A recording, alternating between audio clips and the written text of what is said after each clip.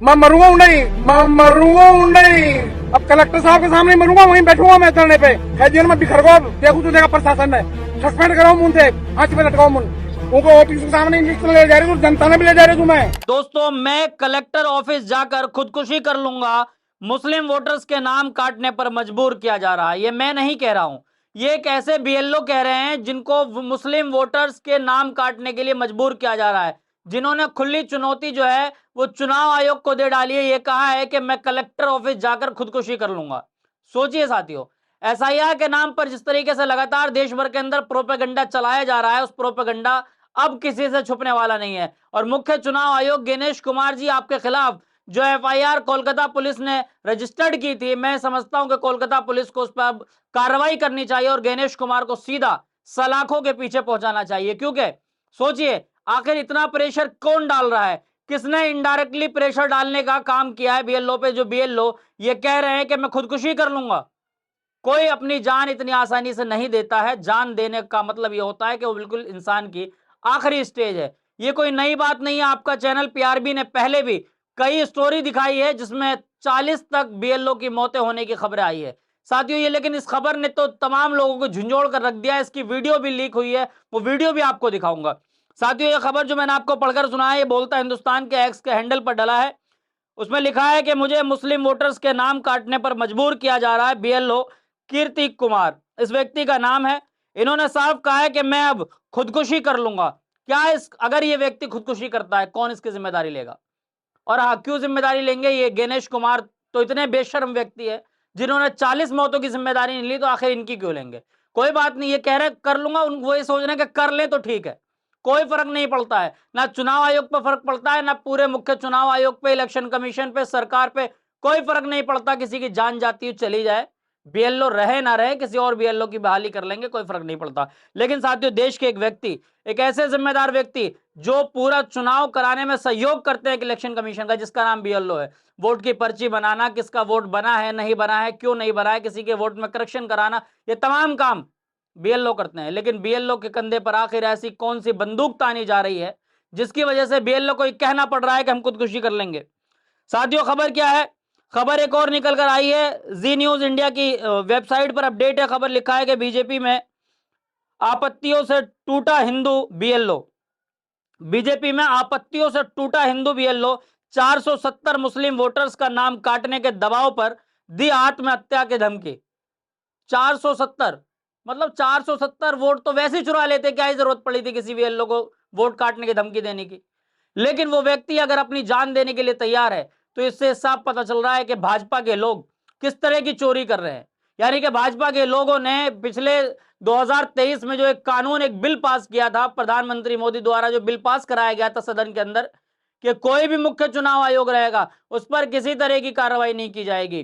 कोई मौजूदा मुख्य चुनाव आयोग हो या फिर वो रिटायरमेंट भी हो जाएगा, उसके बाद भी उस पर कार्रवाई नहीं होगी। वो क्या इसी दिन के लिए बनाए गए थे कानून? क्या इसीलिए वो बिल लाया गया था कि बीएलओ पर जबरदस्ती उन पर जो है दबाव बनाया जाएगा, कहा जाएगा मुसलमानों का vote cut cut cut cut cut cut cut cut कर दिया जाएगा? साथियों, इसलिए कह रहा हूं क्योंकि ये खबर हमारे सहयोगी ने आपको दिखाई थी कि उत्तर प्रदेश से खबरें ये निकल कर आई कि कुछ मुसलमानों के वोट डिलीट कर दिए गए और उनकी जगह उन्हीं के पते पर हिंदू के वोट ऐड कर दिए गए। यह खबर हमारे सहयोगी ने आपके चैनल पीआरबी पर ही दिखाया था।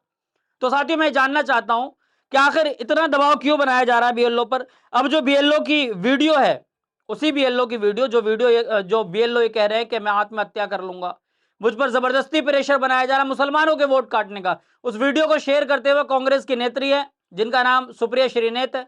सुप्रिया श्रीनेत ने अपने एक्स पर लिखा है कि मैं कलेक्टर ऑफिस जाकर वहां खुदकुशी कर लूंगा। यह बात जयपुर की हवा महल विधानसभा के बीएलओ कीर्ति कुमार ने एक फोन कॉल पर चिल्लाते हुए कह रहे हैं। उन्होंने बताया कि 470 वोट के नाम काटने पर मजबूर किया जा रहा है।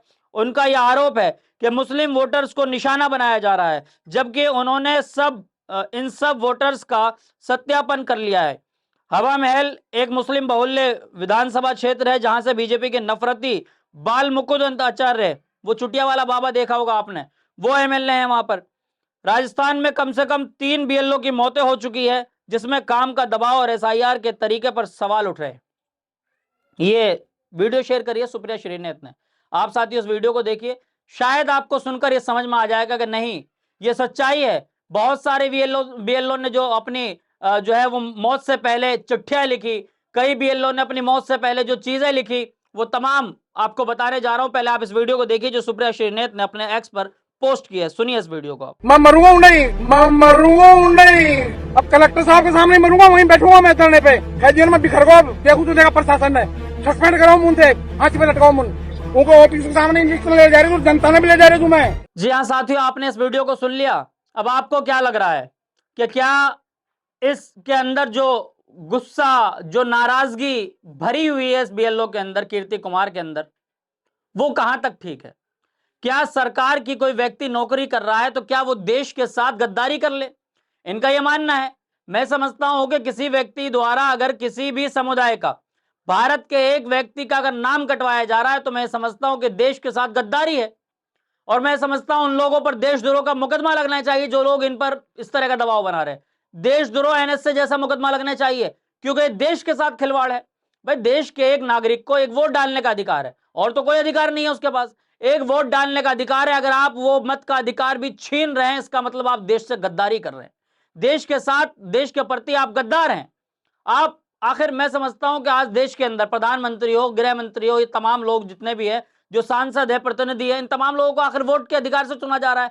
लेकिन जब वोट काटने के लिए जबरन मजबूर किया जा रहा है और उस व्यक्ति को, बीएलओ को, आखिर मैं समझता हूं कि तमाम जो विपक्ष के लोग हैं, जो सत्ता में नहीं है, उन तमाम लोगों को ऐसे बीएलओ के साथ खड़ा होना चाहिए, उसके घर पर जाकर तमाम सुरक्षा देनी चाहिए और उसके कंधे से कंधे लगकर खड़ा होना चाहिए और पूरे देश को उसके साथ खड़ा होना चाहिए और पूछना चाहिए आपको मरने की जरूरत नहीं है, आप ये बताइए कि आपके ऊपर दबाव किसने बनाया। और उस व्यक्ति के खिलाफ देश के लोग सड़कों पर उतर जाएं और सड़क से लेकर संसद तक इन लोगों का, इन चोरों का घेराव होना चाहिए जो लोग देश के साथ गद्दारी कर रहे हैं। मैं समझता हूं कोई भी धर्म बाद में है, पहले देश है, पहला देश है। अगर हम देश से प्यार नहीं करते हैं, अगर हम देश के प्रति हमारी संवेदनाएं नहीं है, देश के प्रति अगर हमारे दिल में मोहब्बत नहीं है, तो हम कौन सी राजनीति कर रहे हैं? क्या नफरत की राजनीति कर रहे हैं? क्या मुसलमानों का वोट काट दो, हम हिंदू के वोटों से जीत जाएंगे? किसने दबाव बनाया कीर्ति कुमार पर? और मुख्य चुनाव आयोग, आपने तो बेशर्मी के तमाम हदें पार कर रखी है और मैं समझता हूं कि मुख्य चुनाव आयोग का तत्काल तरीके से इस्तीफा मांगना चाहिए। इन पे एफआईआर होनी चाहिए कि इनके खिलाफ कोई बीएलओ ये बता रहा है कि 470 वोट काटने के लिए मजबूर किया जा रहा है और वो वोटर्स मुसलमान हैं। ये वीडियो हमने आपको सुनाई, हमने आपको पोस्टर्स दिखाए, जो न्यूज चैनल्स के पोस्टर है। लोग अलग अलग तरीके से अपने एक्स पर लिख रहे हैं। कौन जवाबदेही है? इस बीएलओ की मौत हो जाती है तो मैं समझता हूं कि कहीं ना कहीं जो ये आवाज उठी है वो आवाज दब जाएगी। आखिर चुनाव आयोग कब उठेगा? चुनाव आयोग कौन से गुफे में है? और जो ये वीडियो है साथियों, उसने कहीं ना कहीं पूरे देश के लोगों की नींदें उड़ा दी है और कीर्ति कुमार के साथ पूरे देश खड़ा है। कीर्ति कुमार जी, एक वीडियो के माध्यम से एक पत्रकार होने के नाते मैं आपको भरोसा दिलाता हूं कि आप ऐसा कोई कदम ना उठाएं, आप अपनी आत्महत्या ना करें, आप देश के सामने आईना दिखाएं। कीर्ति कुमार जी, हम आपको दिल से सलाम करते हैं और आपसे कहते हैं कि वाकई आपने एक बड़ी हिम्मत जुटाई है उन चोरों के खिलाफ, जो चोर, जो सत्ता में बैठे लोग, जो देश के पैसे से पल रहे हैं, जिनके बच्चे से पल रहे हैं, उन लोगों के खिलाफ आपने जबान खोला है। लेकिन सच्चाई तो यह है कि अगर आप भी चुप रहे तो फिर बोलेगा कौन? ये सच्चाई है। और कीर्ति कुमार जी, आपको दिल से सलाम है। हमारा चैनल आपके साथ लगातार खड़ा है, आपकी संवेदना, आपके साथ हमारी पूरी मदद है, आपके साथ जहां भी आपको जरूरत पड़ती है आपके साथ हमारा चैनल खड़ा है, पूरे देश के लोग खड़े हैं। आप बिल्कुल बेबाकी से लड़ें और आप ऐसे काले चोरों का जो है, काले कारनामे को उजागर करने का काम कर रहे हैं। और गणेश कुमार जी, आपके ऊपर सवाल उठ रहा है, आप अगर जर्रा बराबर आपके अंदर शर्म बाकी है तो आप जनता के सामने आकर बताइए कि आखिर कीर्ति कुमार क्यों अपने खुदकुशी करने पर मजबूर है, कौन से वोट काटने का इन पर दबाव बनाया जा रहा है। लेकिन देश के तमाम साथियों से मैं एक रिक्वेस्ट करना चाहता हूं कि साथियों, जितने रिसर्च हम आप तक पहुंचाते हैं ये मेन स्ट्रीम मीडिया आप तक नहीं पहुंचाएगी, कभी नहीं पहुंचाएगी, अपने आका को नाराज नहीं करना चाहती है। लेकिन जो सोशल मीडिया पर लोग काम कर रहे हैं वो लगातार देश के अंदर पत्रकारिता को जिंदा रखे हुए हैं और देश की जनता तक सही बातें पहुंचा रहा है। आपकी जिम्मेदारी देश की जनता तक ये तमाम बातें पहुंचाना। आपसे लेता हूं और विदा, फिर मिलूंगा किसी वीडियो के साथ। देखते रहिए पीआरबी।